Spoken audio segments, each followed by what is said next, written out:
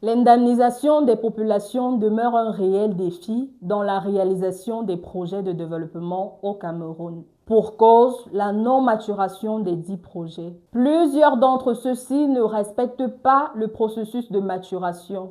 De façon opérationnelle, peut être considéré comme projet mature tout projet qui est prêt à être réalisé dans des conditions garantissant l'absence de difficultés prévisibles et dont l'impact anticipé à l'issue de l'exploitation est assuré, ce qui n'est pas toujours le cas. Certaines fois, les indemnisations semblent surprendre l'État, qui devrait pourtant les anticiper afin de faciliter les actions publiques. Par exemple, les travaux de la phase 1 et 2 de l'autoroute Yaoundé-Douala, à peine lancés, ont été freinés sur le terrain. De plus, pendant la phase 2 à Bibodi, dans le Nyon-Ekele, les populations impactées ont tout d'abord exigé le paiement de leur indemnisation, ce qui a entraîné, entre autres, des coûts supplémentaires et des tensions sociales, impliquant des retards dans les délais de livraison. Toutefois, les bénéficiaires jugent souvent